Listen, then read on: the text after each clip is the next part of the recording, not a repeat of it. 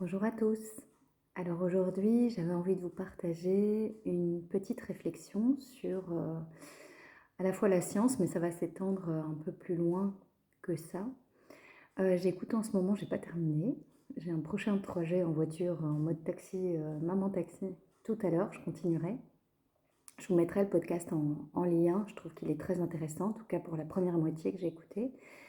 Donc c'est un neuroscientifique, je pense, qui a écrit un livre sur les a priori qu'on a sur le cerveau. Et il y en a parfois qu'on a depuis très très longtemps. Alors il dit soit ce sont des choses complètement fausses qui ont été avancées à un moment donné et voilà, en fait ça s'est avéré faux. Soit ce sont des raccourcis, trop raccourcis, et du coup c'est plus tout à fait juste. Et ça me parle parce que c'est vrai qu'en tant que prof de sciences, parfois on explique certaines notions aux élèves au niveau où ils sont, et donc on fait des raccourcis, et puis on leur dit, bon, c'est un peu plus précis que ça, mais vous verrez ça plus tard. Donc voilà, je peux comprendre aussi parfois les simplifications qu'on fait. Mais j'ai trouvé très très chouette de l'écouter et ça fait plusieurs scientifiques que j'entends comme ça et en fait c'est la plupart des gens que j'entends qui sont très très humbles, euh, n'affirment quasiment rien à 100%. Et je trouve que, et alors la crise qu'on a traversée il y a quelques années, moi m'a beaucoup interpellée parce qu'on a entendu tout et son contraire et pas grand monde était d'accord. Et, euh, Et on a beaucoup de personnes ont cantonné la science en étant quelque chose d'exact, une science exacte, sûre, affirmative. Et moi qui ai fait des études de prof de sciences, alors vraiment à un tout petit niveau, puisque je pouvais donner cours que jusqu'à la troisième, quatrième secondaire. Donc je suis bien consciente que je ne suis pas chercheuse en neurosciences ou en physique, en chimie. Mais néanmoins, j'ai toujours eu cette approche de la science comme étant quelque chose de mouvant, où il fallait être curieux, où il fallait rester ouvert, où certes on avait certaines certitudes et à la fois il fallait se rendre compte que on a à chaque fois pas forcément tous les outils pour tout comprendre ou être sûr à 100%. Voilà, soit parce qu'on n'a pas le matériel pour analyser en profondeur, pour observer en profondeur, ou parce qu'il y a plusieurs angles d'approche et que certains scientifiques se contentent que d'un. Et donc, sous cet angle-là, on peut affirmer certaines choses, mais sous un autre angle, on ne sait pas forcément. Et donc, pour moi, un bon scientifique, c'est quelqu'un qui remet toujours les choses en doute. La personne qui va affirmer une certitude à 100% et dire c'est comme ça et ça ne changera jamais, ça me fout les jetons. Je ne vais pas vous dire pourquoi, mais voilà. Et donc, ça me fait beaucoup de bien finalement d'entendre pas mal de scientifiques qui ont une très belle expérience, qui travaillent dans des endroits reconnus, etc. Donc, on ne peut pas dire que c'est le guignol du coin dans son petit labo qui vient raconter tout et n'importe quoi. Encore qu'il aurait certainement des choses intéressantes à dire.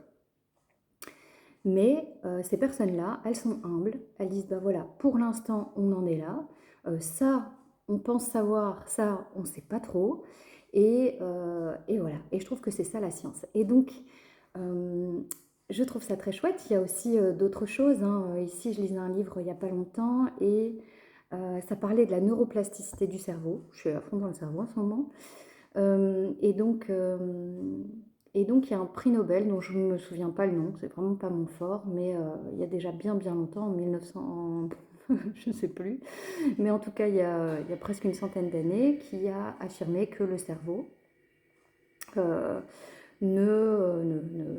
à partir de 35 ans, en fait, il faisait que dégénérer, il ne pouvait plus se régénérer, se développer, etc. Et donc voilà, quand il y avait quelque chose de fichu dans le cerveau, c'était fichu à tout jamais et qu'il n'y avait rien là-dedans qui pouvait se régénérer. Aujourd'hui, on sait que c'est faux. Et on étudie la neuroplasticité, on étudie aussi la régénérescence de certaines cellules, etc. Mais voilà, comme c'est un prix Nobel qui a sorti ça, et à son époque, ben voilà, probablement qu'il n'y avait pas les moyens d'investigation qu'on a aujourd'hui pour observer que ce n'était pas juste. Mais toujours est-il que ce concept-là, il a la vie dure. Et donc quelqu'un qui aurait, par exemple, une maladie neurodégénérative va peut-être se dire, bah, c'est fichu. Voilà.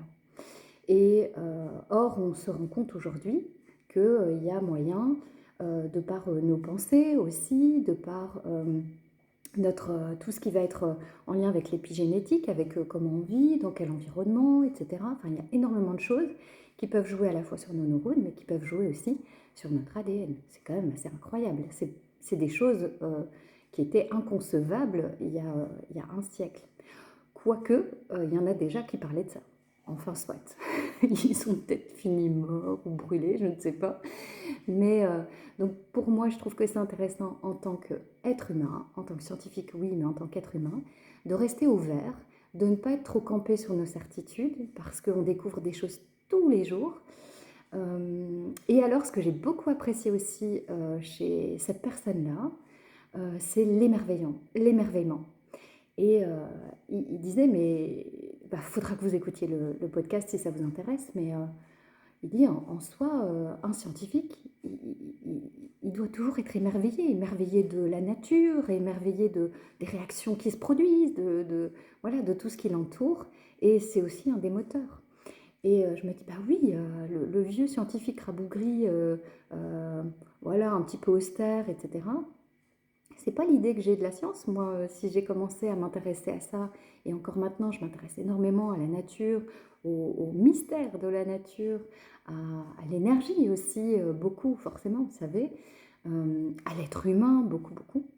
C'est parce que ça m'émerveille, parce que ça nous rend curieux, parce qu'on se dit, mais waouh, mais comme c'est bien fait, même si des fois on se dit l'inverse, on se dit, mais ça c'est mal fichu. Mais sinon, ouais. Donc, rester ouvert et continuer de s'émerveiller de ce qu'il y a autour de nous, continuer de s'émerveiller aussi même dans les moments compliqués, de ce qui fonctionne bien dans notre vie, dans notre corps, autour de nous, dans notre famille. Voilà, parce qu'on met fort l'accent sur tout ce qui dysfonctionne. Et oui, il y a des choses qui dysfonctionnent un peu partout. À la fois, si on regarde que ça, on va finir complètement déprimé. Mais mettons aussi l'accent, émerveillons-nous de ce qui fonctionne bien. Chez nos enfants, dans notre propre corps, chez notre conjoint, chez nos voisins, oui, la nature. Émerveillons-nous de comment poussent certaines plantes, comment elles repoussent dans votre jardin, alors que peut-être vous les avez enlevées, je ne sais pas. Mais voilà, donc ça m'a fait du bien d'entendre des scientifiques comme ça, et je me dis que ça ne doit pas se cantonner à la science. Nous devons tous pouvoir remettre en doute les choses, rester ouverts, laisser toujours une petite porte ouverte, à la fois écouter de tout, même si à la base on se dit ça c'est pas pour moi. Soyons curieux, émerveillons-nous, et si on n'adhère toujours pas à la chose pour laquelle on est occupé d'écouter une personne parler ou raconter, nous pouvons aussi nous émerveiller de sa passion, de son engouement pour un sujet, et trouver ça chouette. C'est un mouvement d'énergie qui est fabuleux à l'intérieur du corps, l'émerveillement, la passion, etc. Avec toujours un petit peu de prise de hauteur à prendre pour ne pas faire tout et n'importe quoi. Voilà, c'était la réflexion et la petite infusion du jour. Je vous souhaite une très belle journée et restez ouverts, curieux, émerveillez-vous. Des bisous.